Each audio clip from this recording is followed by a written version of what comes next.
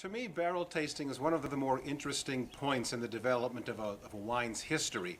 Not only do you have a snapshot of what the wine looks like right there on the spot, but also potentially some clues into where it may go in the future.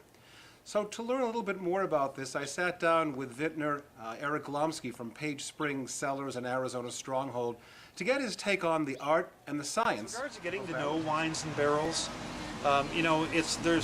there's an art and a science to it, but I really think the art of barrel tasting, and ultimately you can think of that as the beginnings of blending, is something that just comes with time as a winemaker. So when you taste through barrels early in the season, right after harvest, you're forming impressions of wines that are very general. It's kind of like getting to know a person. You're just, when you first meet somebody and then know them for a year or two, you notice very different things about them over time, and your overall sense of getting to know them deepens. So I'd say early on, you notice fruit characters where they're real obvious. Tannin. You notice tannin levels, acidity.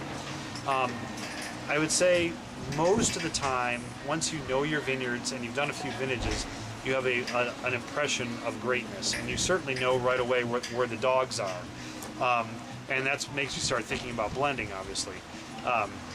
Both from the perspective of, okay, I have some weak batches here, how am I going to compensate for these? And then I have some strong ones, how am I going to help these achieve their greatness, but also maybe peel some of those off to help the weaker wines. So, it's complex, and something that is relationship and based on intuition is hard to explain, but all I can say is that as a process, I kind of follow my gut, and I go through the cellar, and different days I have an urge to taste different things, and I often taste through a lot of barrels of even the same wine, because often each barrel has nuances that are different from one another, and ultimately I think that's where the whole idea of reserve wine ought to come from, is you notice a special barrel and you hold it aside, and that becomes something all on its own. So in a nutshell, the whole idea of barrel sampling is really a process of getting to know your wines and forming impressions that deepen over time.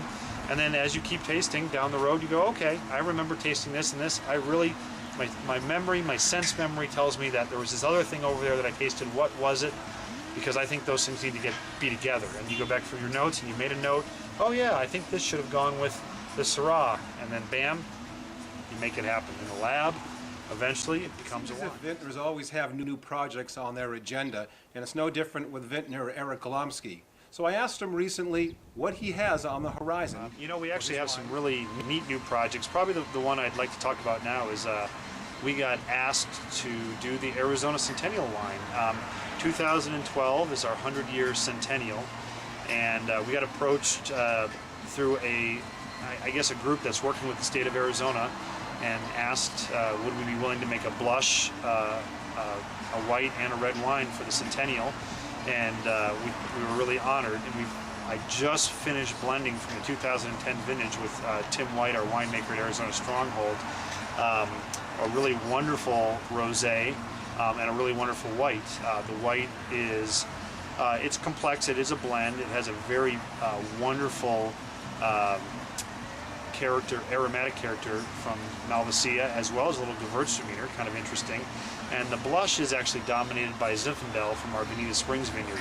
The red we haven't started working on yet, but later this year, prior to the centennial, you'll actually start to see this wine out there in the marketplace, and then actually the wine will be at the majority of the centennial events held in 2012. So we're pretty excited about that. Strategies and the tactics of a vintner never seems to be stagnant. There's always an evolution in any given vintner over the years and over the decades. So I asked Eric Glomski how he's evolved. I would say I do less now than I do before, and I don't mean by volume of work. I think I tampered with wines a lot more earlier in my career, and I think more is less as a winemaker. I think it takes more courage to not muck with a wine and let it kind of become what it should become.